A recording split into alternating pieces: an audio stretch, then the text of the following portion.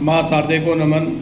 साहित्यिक चेतना के सभी साहित्य प्रेमियों, दर्शकों और श्रोताओं को साहित्यिक चेतना की ओर से राय सिंह भंडारी द्वारा हार्दिक अभिनंदन।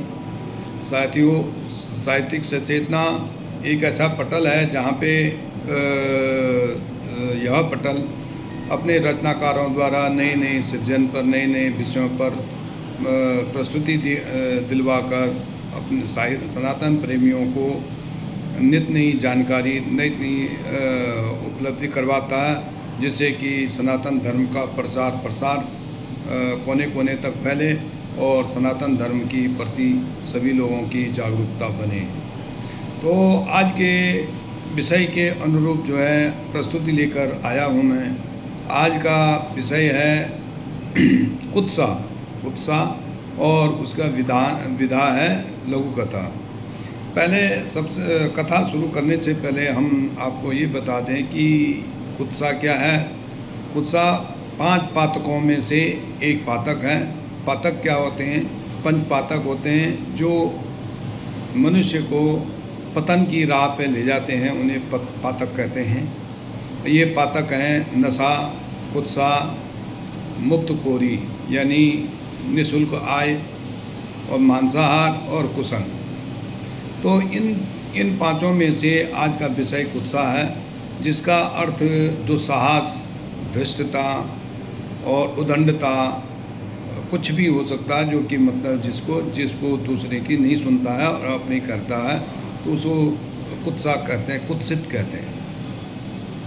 तो इसके विषय में लेकर के एक लघु कथा है, उसको आपने सामने प्रस्तुत कर रहा हूँ। एक बार एक राजा थे।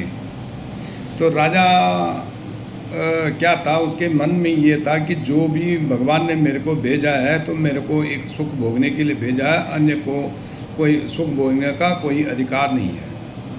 तो इस विषय को, इसी मन को बना करके उसने अपनी जनता से बड़े ज़्यादा से ज़्यादा कर वसूल करने लगा, टैक्स वसूल करने लगा था।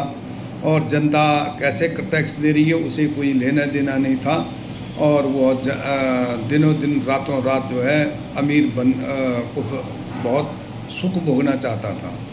तो अनाप शनाप के टैक्स लगा करके राजा ने एक भव्य महल बनवा दिया, जहाँ पे कि सुख सुविधाओं की, खाने पीने की, रहने सहने की, ऐसो आराम की बहुत सारी वस्तुएं वहाँ पे उसने अपने लिए एकत्रित कर दी और मज़े आराम से अपने ऐसो आराम में रहने लगा। ऐसे करके जनता जबकि उसकी काफ़ी त्रस्त थी, उसके कुत्सित प्रभाव से, स्वभाव से काफ़ी पीड़ित थी, लेकिन उसे कोई मतलब नहीं था। ऐसे करके जब जनता प्रजा का जीना मुश्किल हो गया, उसकी कुत्सा असीम पे पहुंच गई। तो एक बार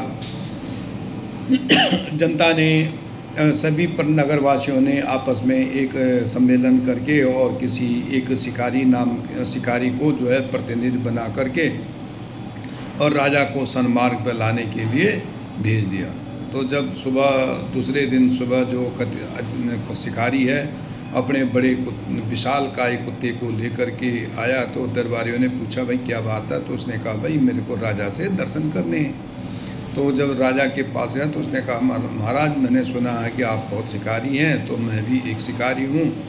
तो राजा ने उसको देखा तो बहुत खुश हुआ कि चलो भाई मेरे को अच्छा शिकार का शौक़ था, पर ये बताओ ये कुत्ता है तो ये क्या इतना विशाल काय क्यों? कह रहे सर महाराज ये इसकी बहुत अच्छी खूबियाँ हैं।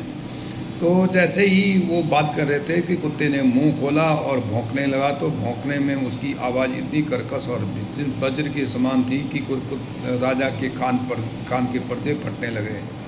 तो राजा ने कहा भाई ये क्यों भौंक रहा है? कह रहा सर ये भूखा है काफ़ी दिनों से, इसलिए ये रो रहा है। तो राजा ने उसी समय अपने सेवकों से काफ़ी भोजन उसके प्रबंध करवाया और उसको भोजन दिया। उसने मांस मीट और जितने भी खाना पीना था उसको दिया।